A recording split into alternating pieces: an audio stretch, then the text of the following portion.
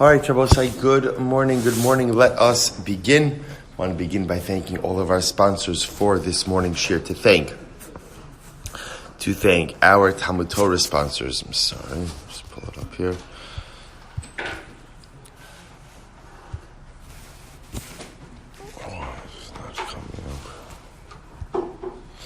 To thank our TALMUD TORAH sponsors for the month of Elul, Shaindy and Avraham Kelman, for dedicating all the Shiur Midrashos this month in honor of Yechiel's engagement to Ilana Falick and in memory of our parents, their parents Jerome and Bernice Kelman, and Alexander and Friderica, David Zechus, Barak, Maia, Sandy Hoffman, Dora, Lemus, and Avi Melamed, for dedicating all the Shiur Midrashos this month in memory of Reuven ben Emanuel, and Ayal Sara Steinberg in the zechus of refuah shelema for Shulamis bas Susha, and Daf Yomi Shiur in the zechus of refuah shelema for Yehuda ben Michal.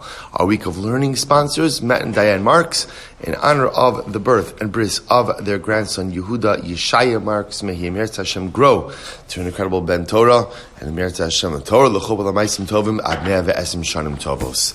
And to thank Rabbi Yehuda Buchwalter for dedicating the shiur this morning in commemoration of the yahrzeit of his mother, Rabbi Yehuda Faiga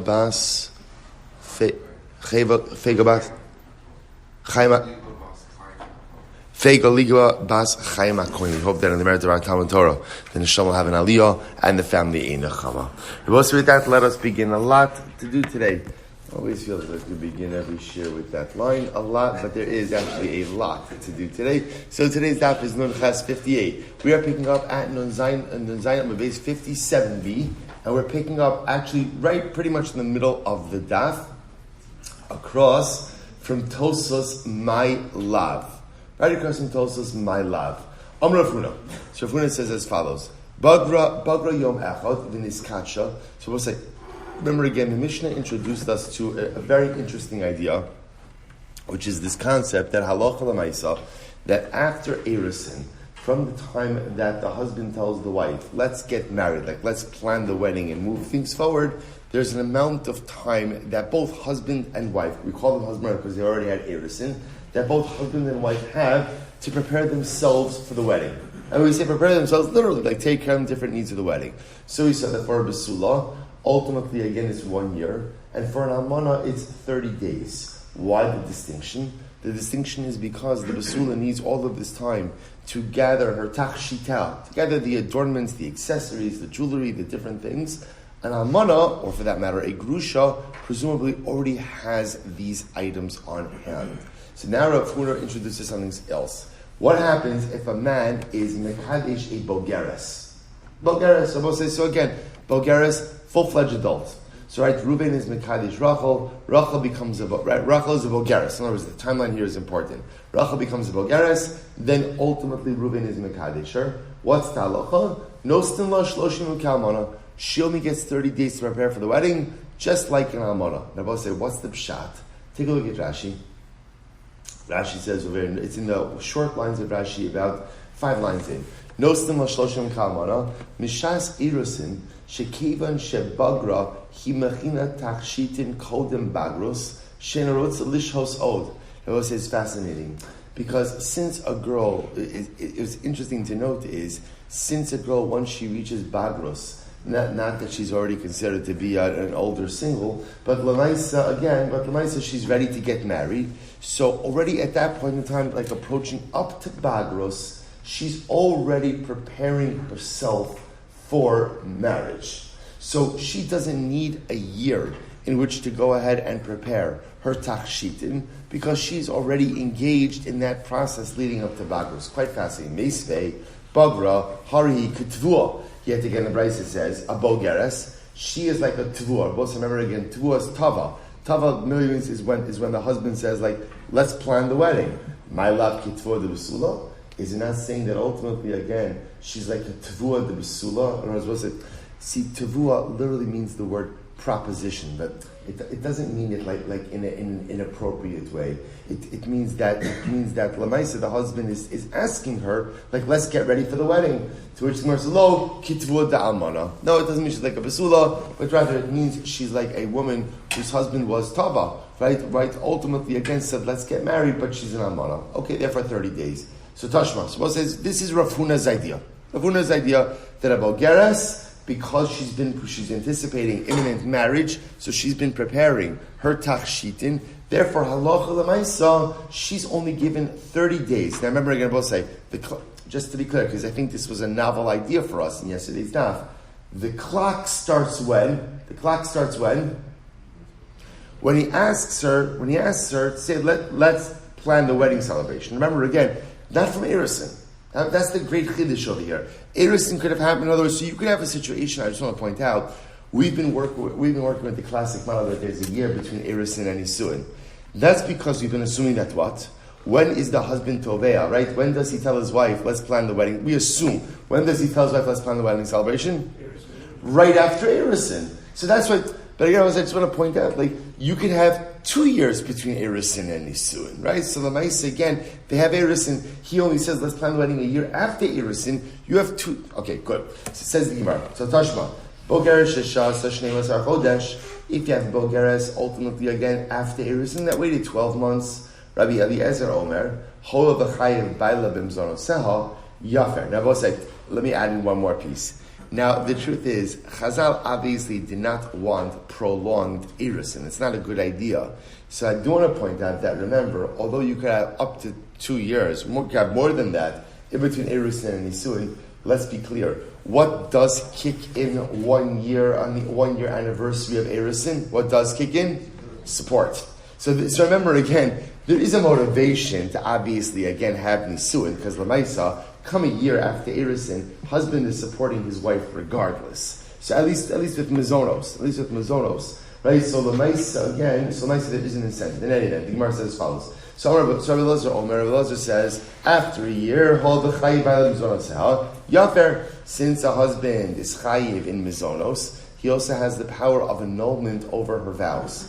Ema Bogeres b'shesha sheleimah sar chodesh. The Gemara says, say that we're talking about a case of a Bogeres who waited 12 months. So the Gemara says, so you see over here, that's what it sounds like, Lamaisa, that even if she's a Bogeres, there is the ability to wait. So Tashma, Hama Are says Habasula, if a man does Erisin with a Basula, whether the husband says, let's plan the wedding, and she delays, or she says, let's get married, and he delays, ultimately she has 12 months from the time that he asked her to go ahead and plan the celebration. So we'll say here it's explicit, right? The Mishnah wasn't this explicit. Here it's explicit. The 12-month clock does not begin from Erisin, it begins from Tiviyah. Bagra, we'll say once she becomes a Bogeres, Harehi Kitvua. Ultimately, again, it's as if she has been propositioned. Right? It's as if ultimately, again, he has asked her to go ahead and plan the wedding. Okay, so what does that mean? Kezad, Bagra Yomecha B'Niskacha, if a girl became a Bogeres even just for 1 day and then had Kiddushin, Nosnin La Shnei Masar Chodesh, we give her 12 months. Ula Arusa, Shloshim Yom. And for an Arusa, 30 days. So we'll say, that last phrase, we don't know what that means. But we'll get to that in just a second. But here's what I do know. Tiyufta d'Rafuna Tiyufta. They both say, that last phrase effectively refutes Rafuna. Because what was Rafuna saying? Rafuna was positing that halacha l'maisa, a Bogeres is treated like an almana. And therefore again, so remember again, girl becomes a Bogeres, has Erisin. A few days later, her husband says, okay, let's plan the wedding celebration. How long does the Bogeres have now to plan her wedding? How long? 30 days. 30 days. Rafuna wanted to say because a Bogeres is like an almana. And again, what was Rafuna's logic? That a girl, as she's approaching Bagros, knows that marriage is imminent. So she's going to begin the preparations already before the chassan comes on the scene. So therefore, she only needs 30 days. So, however, this last line of the Brisa says explicitly, Bagra yom echa v'niskacha nosnin la shnei masar chodesh. So we'll say the Brisa effectively refutes Rafuna, and it's not true. A Bogeres is treated like any first time, well, I should say any besula, and therefore halacha l'maisa, she is given 12 months from the time that her husband asks her to actually plan the celebration. Beautiful. Maia v'la'arusa shloshim yom. Rabbi say, what about that last phrase? And Arusa gets 30 days. What is that? Amra papa echa achi kamar. Bogeres sha'avru ala shnema sar chodesh bebagrus b'niskadsha nosnin lo shloshim yom ke'almana. Okay, so there is one exception, says the Gemara. If you have a girl, a bogeres, who's been a bogeres for a year, right? 13 and a half years old. So I will say 13 and a half years old already again. So look, in Talmudic times already, that would have been a girl it's that she's unmarried already, right? So our older single. So we'll say so Lamaisa, that may be the exception case. When a girl has been in Bagrus for already a year, at that point in time we assume that she has been working on preparing herself for marriage, right? All the tachshitin and everything. So a girl who's been a bogeres for a year, who then has kiddushin, baruch mazel tov, right? Then what happens? Then when the husband is tovea her, then what? She only has 30 days. So we'll call it in a regular case of bogeres, which is a girl just turned a bogeres or has been a bogeres for a little bit of time. She's treated just like a basula. But halacha l'maisa, if she's been a bogeres for over a year, at that point in time she's treated like an almona. Incredible. He gives mavlonisu. So we'll say, now remember again, the Mishnah said, if now the time to get married comes, actual like wedding celebration, now they don't get married, support clause is triggered, and husband has the obligation to go out and support his wife. Now I will say not only that, but remember, halacha l'maisa, if the husband is a Kohen, she is entitled to eat truma as well. So now we're going to discuss a little bit about the halachos of an arusa consuming truma, which is really quite fascinating. So Amar Ula, Dvar Torah, arusa bas Yisrael ocheles betruma, shenamar v'kohen ki yikne nefesh kinyan kaspo, v'hainami kinyan kaspo. So we'll say, so Ula says, let's be clear on one thing. Midda oraisa, Reuven is mekadesh Rachel, right? How do you affect kiddushin? Right? How do you affect kiddushin? Excellent, good. Right? So we'll say, so now Reuven does kiddushin with Rachel. So we'll say, so now Ula says, midda oraisa, she is entitled to eat truma now, as an arusa. What's the logic? Because they both say, again, what entitles you to eat truma? One of two things. Either, number one, you're a Kohen, or number two, you're kinyan kaspo, which I will say literally means you're acquired by the Kohen. Now I will say, now technically speaking, right, the mechanism of eris, and let's just use kesef as the paradigmatic example. A man gives a woman an item of value. All right, we use a ring, but it can be any item of value, right? And ultimately, again, he's koner her. He's koner, not an ownership piece, but a responsibility piece. In other words, so there's a kinyan that occurs there. So after erisin already, the wife is kinyan kaspo of the husband. If that's the case, really she's entitled to truma after erisin. So why doesn't she? Matam amru eino ochela. So why do we see that during erisin? Because I want to be clear. Everyone agrees that during erisin, the wife Rachel does not eat truma. Right? It's only after a year, if they're still not married, the support clause is triggered. But why is it that Lamaisef Midda Oraisa, she's entitled to eat truma even after Eris, and why not? The most is incredible. Shemayim Zegulo Kos B'Veisabia V'Tashke Lachal Lachayosa. Because what are we concerned about? Remember during Erisin, where is Rachel living? Where is Rachel living? In her father's house. Her father's Yisrael. So we're concerned that if her chassan is giving her truma, she's going to end up bringing it home and sharing it with her family. Now, we'll say a Yisrael, and by the way, not in a malicious way, but remember again, a Yisrael consuming truma is a significant infraction. If that's the case, he gives Mavalonisu, Nami, houses Nami. So we'll say, so if that's the case, I don't understand. If that's the concern, which is a legitimate concern, so now, let's fast forward. A year goes by after Erisin, Reuven still hasn't married Rachel. What's the halacha? He's obligated to support her, and she's entitled to truma if he's a Kohen. Why doesn't that same concern exist then? To which the Gemara says, Hasam duchta miyachid lo. So we'll say, this is interesting. So we'll say, in that case, halacha l'maisa, after a year and the support clause is triggered, he dedicates a space for her in his home for her to eat. Look at Rashi.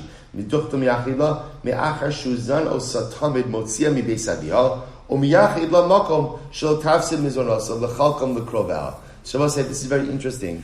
If after a year they're still not married, and he is going ahead and supporting her, right? The support clause is triggered. So Rashi says at that point in time, what he would do is give her own living quarters. He would give her own living quarters. So because he has to sustain her, right, and because he'd be sustaining her through truma, he would give her own living quarters. Because she would be given her own living quarters, there's no concern that she's going to go back to her father's home and go ahead and share the truma. Interesting. To which the Gemara says, Elamiata lokit koin the Yisrael lo leichel b'truma dilma asu lemeichel bahadei. Therefore, I will say if that's the case, then if halacha l'maisa Yisrael hires a koin worker, right? The koin worker lokit koin Yisrael. So we'll say so. Ultimately, I hire a worker to harvest my wheat, and ultimately, again, he is a koin. So such an arrangement should be aser. After all, again, lo leichel b'truma dilma asu lemeichel bahadei. Should we be concerned and tell that kohen, listen, whatever you do, don't bring any truma for your lunch to work, right? Don't bring any truma to work. In other words, work is my house. He's coming to harvest my wheat. Should we be concerned that maybe if he brings his truma, he's going to end up sharing his truma with me, his Yisrael employer? To which the Gemara says, no, that doesn't make any sense. Hashta midido safla mididei achli. We'll say the whole obligation of an employer, right? Part of this is the case of a sachir. So part of the obligation that I have in a sachir is what? To provide him with lunch, to provide him with meals. So the Maisa, I, the employer, am obligated to provide him with meals. There's no concern that the employee, therefore, is going to share his food with me, the Yisrael employer. Okay, so we'll say, so this is the position of Ula. So Ula Halacha Maisa holds that ultimately, again, even though Mid'araisa and Arusa is permitted to eat Truma, Midrabanan, we don't allow her. Why? Out of a concern, she's going to take her Truma, go back to her father's home and share it with her family. Rav Shmuel bar Rav Yehuda Amar Bishum Simfon. So Rav Shmuel bar Yehuda says, no, there's another issue. The issue is not because of sharing, the issue is Simfon. Now we'll say, what's Simfon? Look at Rashi, Mishum Simfon, Huda Amar Arusa lo tocha Truma ache yagiez man shechem zonasa, v'loshon Simfon hu bitol. We'll say Simfon means that we're concerned that he's going to discover some type of disqualifying circumstance that is going to go ahead and cause him to void the relationship. See, I will say, Simfon is not saying he's going to find something he doesn't like and divorce her, because that happens, and that's fine. If she was eating truma up until now, she was married to him. Simfon means we're concerned about the discovery of something that could lead to a voiding of the relationship. Now, both say, what happens if you void the relationship? That undermines or that uproots the relationship lemafre, retroactively. It turns out they were never married.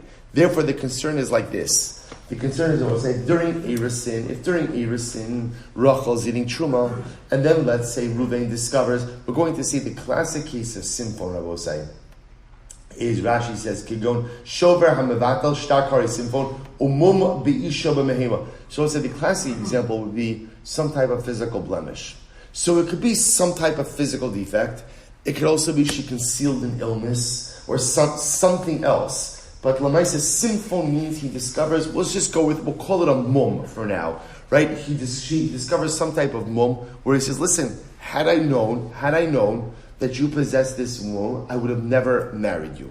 Listen, there are tshuvas like this. The Moshe has a tshuva like this, where he discusses that a man and woman got married, and the husband concealed that he had cancer.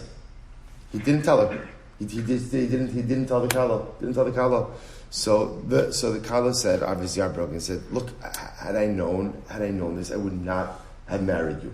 So Moshe Paskin in that situation that it is a voidable marriage, because obviously again, let's say if they get married and the guy turns out the chassan has a chronic bad breath, so Lamaisa that's not a voidable. That's not get a Listerine strip. That's not a voidable thing. But Lamaisa something significant felt was ultimately again voidable. So I'm just pointing out this concept does apply in halacha. But we'll see more cases like this. But Lamaisa, that's Simfon. So Rav Shmuel bar Yehuda holds that halacha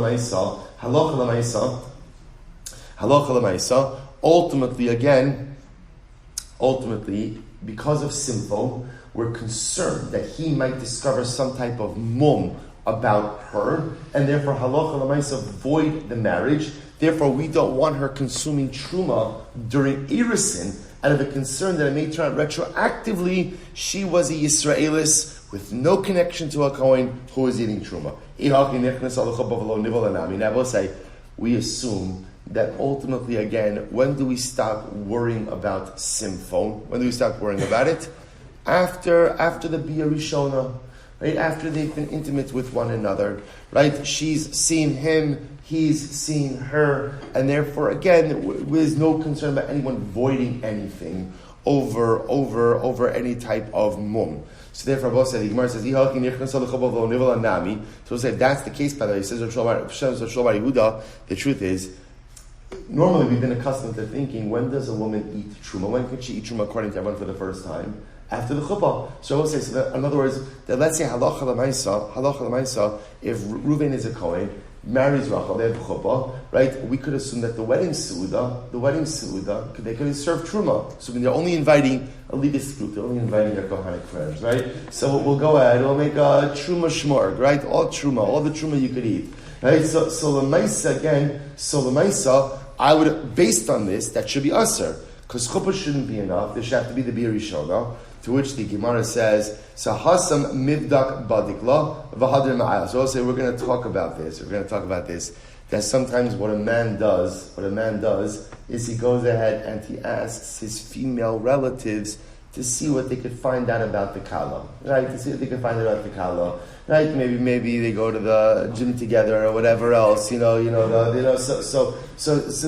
he's not concerned that there's anything too crazy going on, and therefore after the chuppah, ultimately again it's permitted. To which the Gemara says, if that's the case, then I will say again, what about the case of an eved of a Kohen that he purchased from a Yisrael should also not eat truma because of simphon? Maybe again the Kohen will discover some type of mum in his eved, which would render him unfit, and therefore again unable to eat truma. So Gemara says that doesn't make sense. Simphon ba'avadim laka. There's no real such concept of simphon ba'avadim. Why? This is fascinating. The ime avroi hakachazile. If we're talking about a mum that the eved has on the outside externally, so the master will see it. V'i digavoi. If it's a mum that's clothed or that's covered, l'malocha kavoi. Who cares?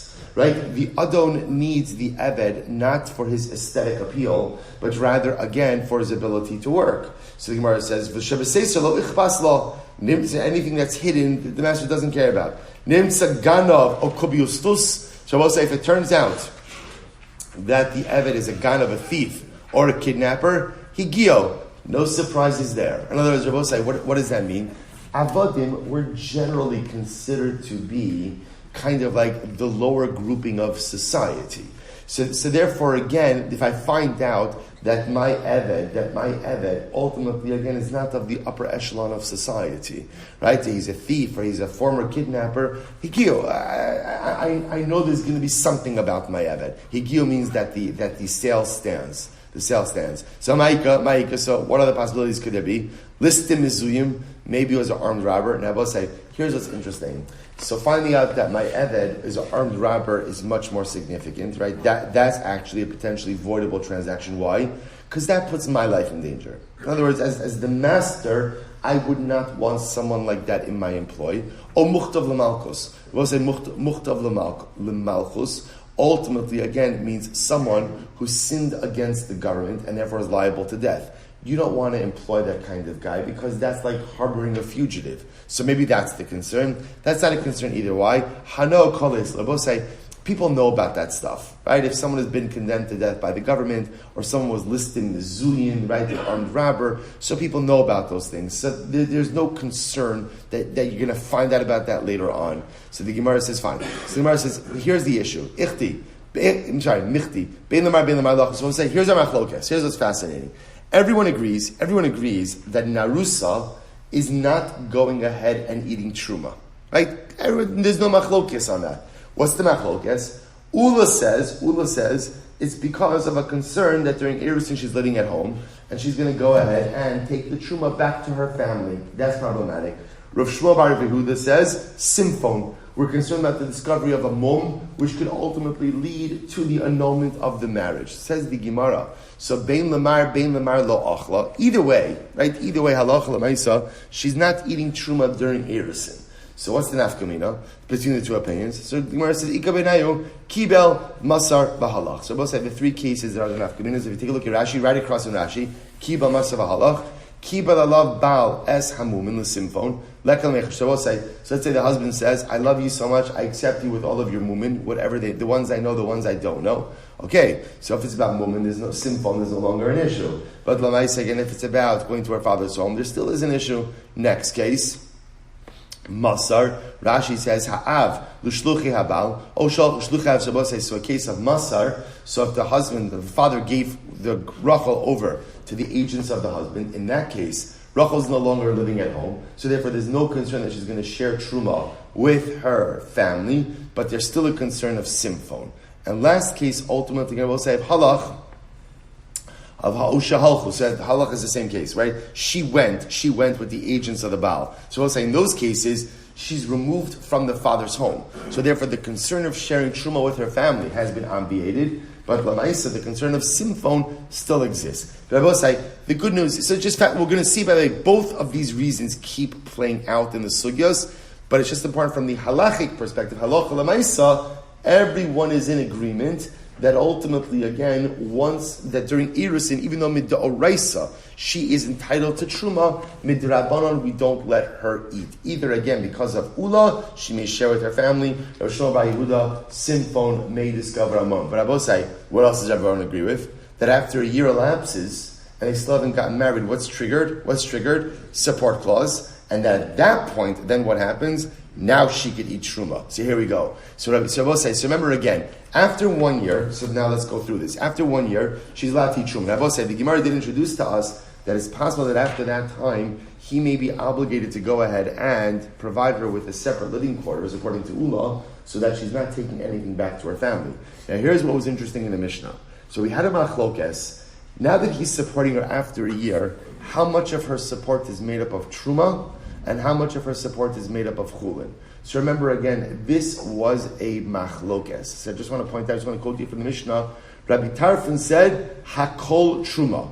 Rabbi Tarfon says she's supported fully from truma. Rabbi Akiva said, half chulin, half truma. That was the machlokes. So we'll say, here we go. Says the Gemara. So Rabbi Tarfon Omer, no snah kol truma. Amar Abaye, machlokes bebas kohen lekohen. They will say the machlokes is when there is a bas kohen who is marrying a kohen. That's the machlokes. So you got Rabbi Tarfon saying you support her all from truma. Rabbi Akiva says half truma, half chulin. Aval the bas Yisrael the kohen, but if it's a bas Yisrael marrying a kohen, divrei hakol mechza chulin umechza truma. So we'll say, let me just take a step back for a moment. What's happening over here? Remember, there is no such thing as a kohen, or for that matter, a wife of a kohen, who is always eating truma. Even no matter how much you love truma and you're a kohen, why not? Why not? People become tameh. So we'll say, what happens? Let's say you're a kohen, and all you have in your house is truma. So what do you do if you're tameh? What do? You sell truma. Who can you sell truma to? Other kohanim.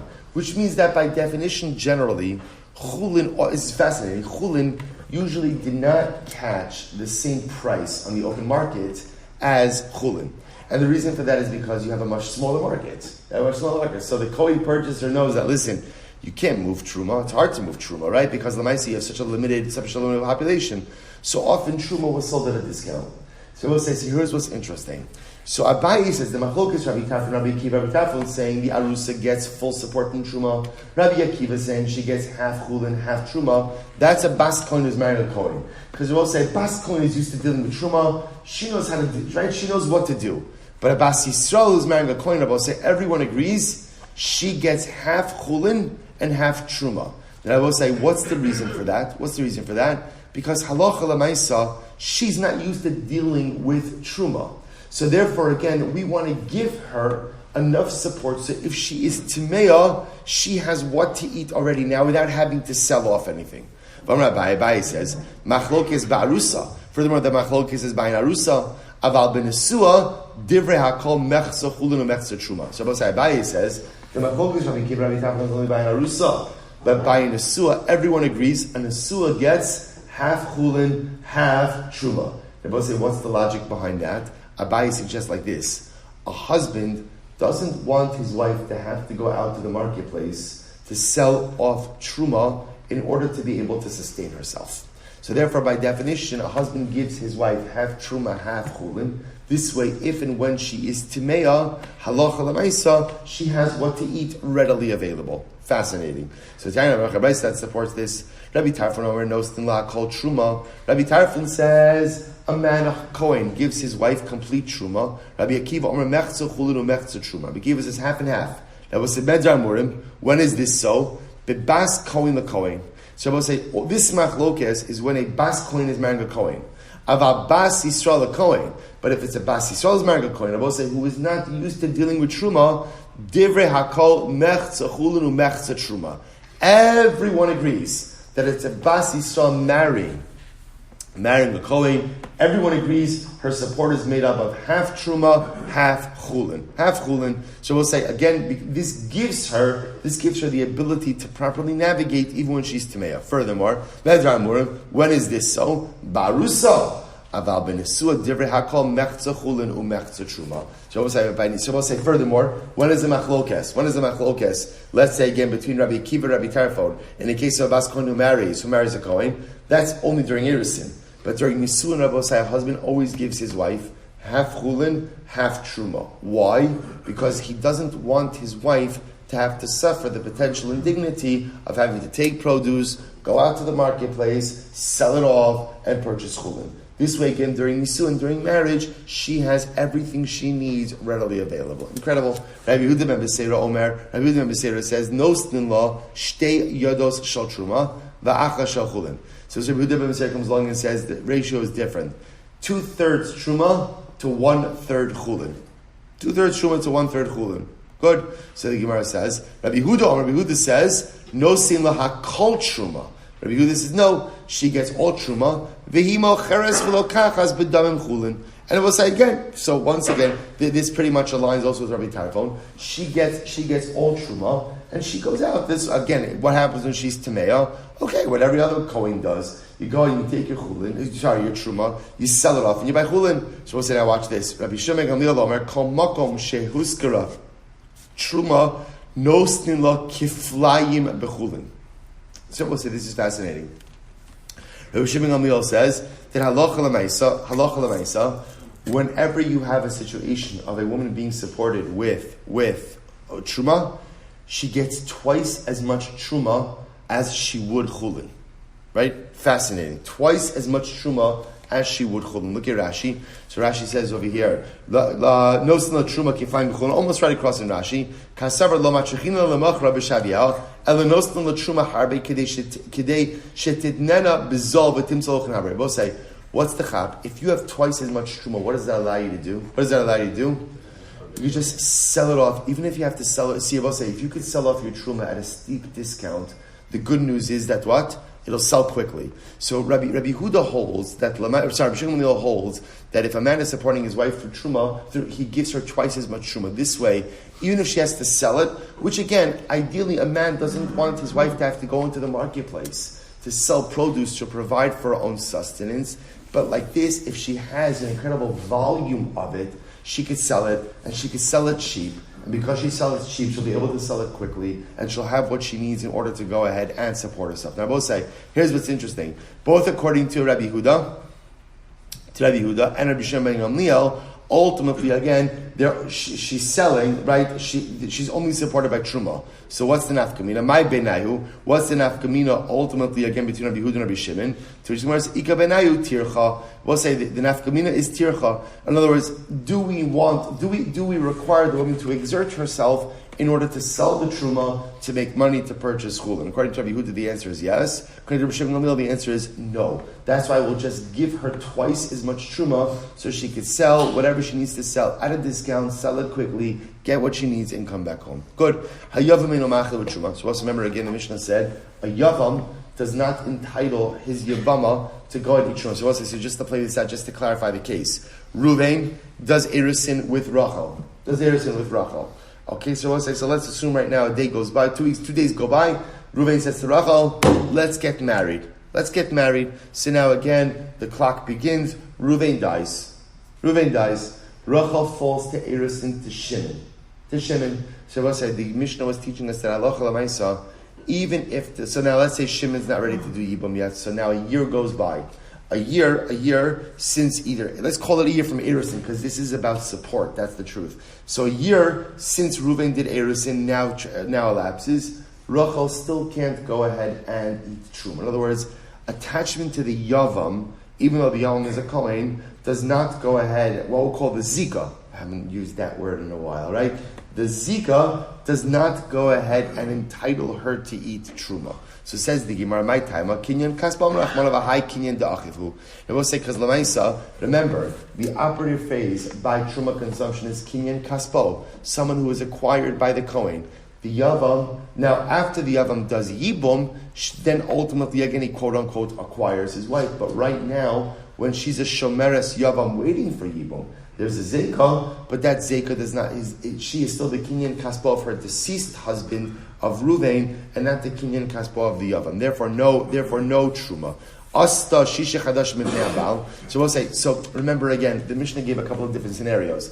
If let's say again she was in Erisin for 6 months to Reuven, and then waiting for Yibum for 6 months to Shimon, ultimately again she can't go ahead and eat Truma. So the Gemara says, Hashta b'fnei Baal Amrit Lo, b'fnei Yavam Mibai, Zu ve'ein Zu ve'ein tzarech lomar zu katani. So we'll say you're right. In other words, because the Mishnah gave a case of like she did the year minus a day with Reuven, and then 1 day shemeres yavam. She still can't eat truma. Or she did a year with Reuven, her husband, and then the rest of the year waiting for Yibum. So we'll say the Gemara says if the majority of the time is with the husband, then she still can't eat truma. It's obviously the majority of the time is with the yavam. She also can't eat truma. To which the Gemara says enachinami. There is a stylistic piece in the Mishnah called Zu ve'in tzarech lomar zu. Sometimes the Mishnah says something and it doesn't need to say it because it's obvious, but it just includes it in order to create a sense of textual symmetry. Incredible. So Zu Mishnah Rishonah. So say, remember again, how did the Mishnah end? The Mishnah, see, the first iteration of the halacha, I will say, was what? That a woman, after a year of Erisin, is permitted to eat truma. Right? Then there was a second iteration of the halacha, right? The lashon of the Mishnah was Beis Din Shel Acharei, and a subsequent Beis Din said no. A woman could only eat truma when Ad Shetikanes L'chuppah. So now I will say, which is like the halacha l'maisa for us. Halavayim should be the halacha l'maisa again for us b'karov.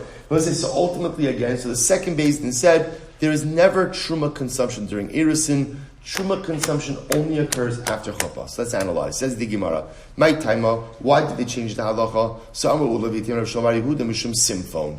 Interesting.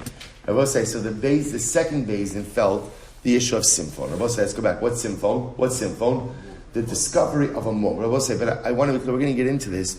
It's not just the pshat that a husband could say any mum. I don't like this. I don't like that. So again, Simphon, we're going to do this sugya, but Simphon means something of significance. So the Beis Din Shacharayim were concerned that Lamaisa, he may discover a mum that he feels allows him to void the marriage, in which case any truma consumption during Erisin retroactively would turn out to be truma consumption by Yisraelis.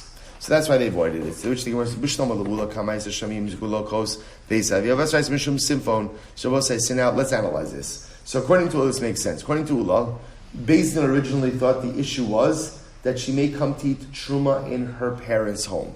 And then the subsequent Beis Din said, no, the issue is because of Simphon. That makes sense. Ella, we'll say Amud Beis, Ella, L'Rav Shmuel Bar Yehuda, Kamais Mishum Simphon, Ubas Reisa Mishum Simphon, my Benaihu. But I will say, but 1 second, according to Rav Shmuel Bar Yehuda felt that the initial concern was Simphon. If that's the case, what changed between the Beis Din Rishon and the Beis Din Achrona? They both seem to be concerned for the same Simphon, to which the Gemara says, Ika Benaihu B'dikas Chutz. They will say, the Machlokes would have been, what we call, we'll say, B'dikas Chutz. B'dikas Chutz means like a superficial inspection. As well, so we're going to see that one of the things that a chassan often does is just to ensure that there's no mom. He'll ask his female relatives who may have been in close proximity to his kala, like, is there anything I should be concerned about? That's called a b'dikas chutz. It's called a b'dikas chutz, right? They're not searching her body, right? They're not going ahead. It's not, so l'maisa, can you rely on b'dikas chutz? So apparently, again, I will say, in the first iteration of halacha, mar savar b'dikas chutz. Mar savar b'dikas chutz shma b'dika. One opinion said this kind of superficial b'dika was enough. Umar sar b'dikas chutz lo shma b'dika. So the shaila was, the machlokes was, is b'dikas chutz enough to avoid a simple possibility? Originally, they felt yes, and later on they said no. Good. So we'll say, so bottom line for our purposes, what comes out? So really, it's a fascinating progression. So we'll say, here's the progression. Mida oraisa, an arusa is permitted to eat truma. Why? Kinyan kaspo. Mida oraisa. I will say now, first iteration of the halacha, she can't eat truma. Why? Machlokes ula, Rosh Bar Yehuda. Ula, she may take some back home. Rosh Bar Yehuda, simphon. I will say, second Beis Din then said the truth is, an arusa doesn't eat truma. Done. When is a woman permitted to eat truma? Only when? After chuppah. After nisuin. And I will say, it seemed to be that what really motivated that Beis Din Sheni, that second Beis Din, was simphon. We have to be concerned that maybe again he's going to discover something that's void, that allows him to void the marriage. And I will say, remember again, all of this is based on the fact that the stakes are quite high for a Yisrael who even unwittingly consumes truma. So therefore, again, in order to just sidestep this entire issue, Chazal said no truma during irisin, only after chuppah. Incredible. Mishnah. Hamakdish ma'aseh yedei ishto. It was a very interesting case. So let's say a man goes out and says, right, Reuven's married to Rachel, and he says, remember again, a man is entitled to his wife's ma'aseh yadayim, he's entitled to his wife's earnings. We're going to discuss exactly why that is, right, what that's based on. So the Gemara says, let's say a man goes ahead and says, whatever my wife produces, ultimately again is hektish. Now we'll say, Rashi points out over here, we're going to see, Masnisim mefarish mahi osalo mishkocha mishlam. We're going to say that, interestingly enough, a woman is obligated to go ahead and produce a certain amount, which brings in a certain amount of money to the household. We'll discuss what that is, why that is. We'll get into all of this. But right now, what the Gemara is saying is like this. So a man says, I'm being makdish my wife's earnings. Whatever it is that she brings in with her hands, ultimately, again, I'm being makdish it. What's the halacha? Harezu osa va'ochelas. So we'll say, in other words, the halacha is that ultimately, literally again, she could produce and utilize that which she's producing, which is another way of saying his hektish doesn't work. That is a meaningless statement for a man to be makdish the earnings of his wife. Okay, hamosar. They will say, what about additional amounts? I will say, we're going to see additional amounts represent those amounts above and beyond what she is obligated to bring into the household. Rabbi Meir Omer hektish. Rabbi Meir says it's hektish. Rabbi Yochanan Sandler Omer chulin. Rabbi Yochanan Sandler says no, it's chulin as well. Again, so we'll discuss exactly what these halachas are. So we'll say, let's analyze. Amar Rav Huna, Amar Rav, Yicholi isha lomar lebayla ini nizonos ve'ini osa. Well, listen, there's Rav Huna said the name of Rav. A woman could say to her husband, listen, don't support me, and I'm not giving you my earnings. So I'll say, remember, we actually spoke about this. I just want to point out that Lemaisa, you could have a situation like this. How? Let's say the woman has her own career, right? She makes a lot of money. So she says, listen, I don't want to intermingle my finances with yours. So Lemaisa, thank you. You could keep your mizonos, and I'll keep my earnings. And I will say, now, this is very important. Because the Lashon is very important. She's saying to him, Eini mizones, you don't have to support me. And because you don't have to support me, therefore what? I'm not giving you my earnings. What do you see from this? Kasavar, so we'll say, Rav Huna holds, Kitakinu Rabbanon mizoni ikar, umaisi adem mishum ema. So we'll say, Eva. So we'll say, listen to this. According to Rav Huna's understanding, here's how this works. The ikar takana that Chazal made was, a husband is obligated to support his wife. That's the obligation. Now, in order to go and offset the cost of support, what did Chazal say? a husband gets his wife's earnings. And that's there to avoid animosity. Because there was a concern that if the husband has the obligation to support his wife and what? The wife gets to keep all of her own earnings. It's like, what's going on over here? I have the obligation to support, and you don't have an obligation to offset the cost of the household. So therefore I will say, but again, the ikr takana is that a husband has an obligation to support his wife.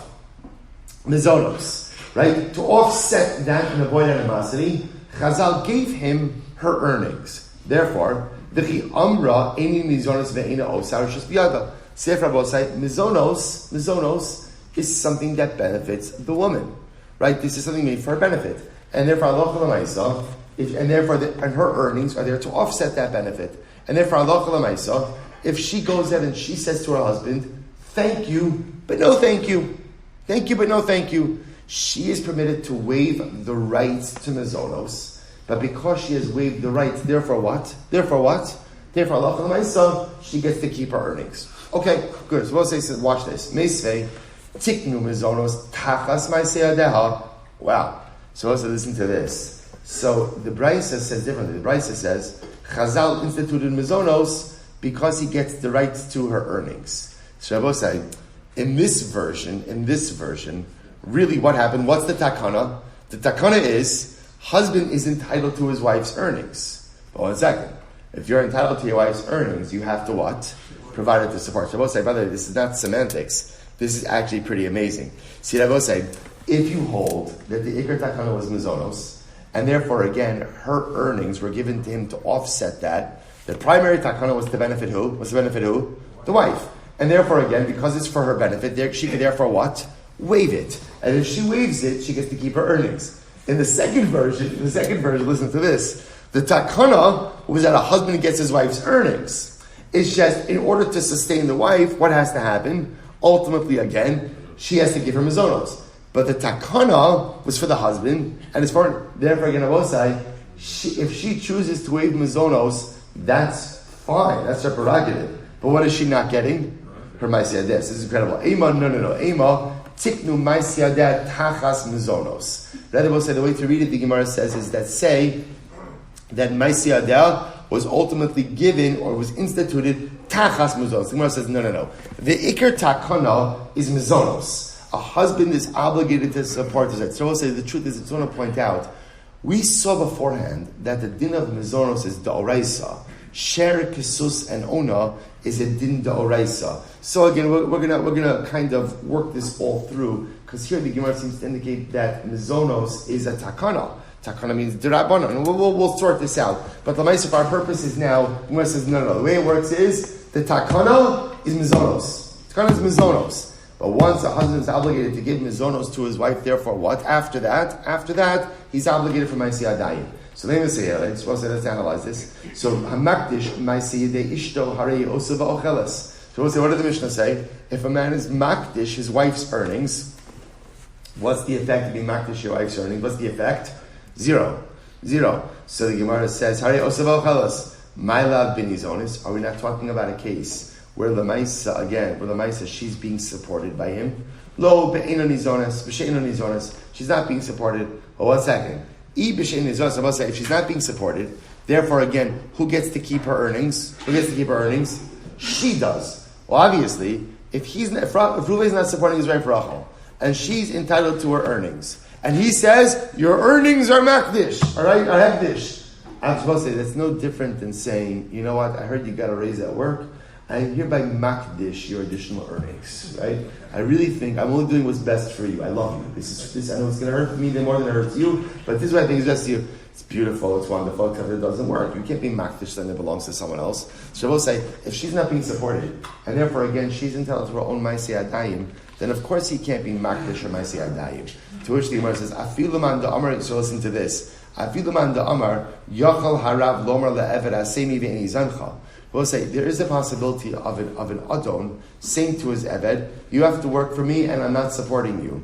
Hani mili be'eved kinani. That's only by an eved kinani. Why? The lo ksiv be'imach. Because the pasuk doesn't use lashon of imach, with you. Aval eved ivri dichsiv be'imach lo. But we'll say, but an eved ivri, an adon has no right to go out and deprive his eved ivri of support.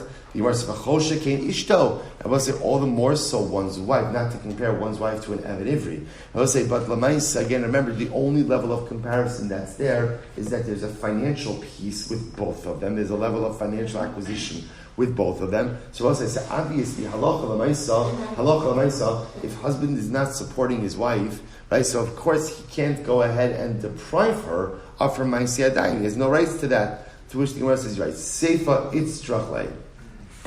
So as we look at the end of the Mishnah, what was the end of the Mishnah? Mosar. So we'll say, so remember again, the end of the Mishnah dealt with what we call additional earnings. I will say, just for our purposes, additional earnings represent the amounts above and beyond what the woman herself is obligated to bring into the household. So what did the Mishnah say about Mosar? So Meir says hektish. Meir says it's hektish. Rabbi Yochanan Sandler Omer chulin. Rabbi Yochanan Sandler says that it's chulin. Upliga de Reish Lakish. And I will say they argue in Reish Lakish. What does Reish Lakish say? Don't Reish Lakish. Lo tema time Rabbi Meir Mishum de Kasavra Adam Makdish Dora Shalabali Olam. So we'll say, so let's analyze this. So now here's what you have. When it comes to the Mosar, Rabbi Meir says it's hektish. Rabbi Yochanan Sandler says it's chulin. So now watch this. So says the Gemara, and this argues on Reish Lakish, because Reish Lakish says, don't think that the reason of Rabbi Meir is mishum dekasavar adam makdish davar shelo bali olam. We'll say, listen to this. So I just want to point out, there's a concept of being, there's a machlokes of adam makdish davar shelo. Can you consecrate something that is not yet in existence?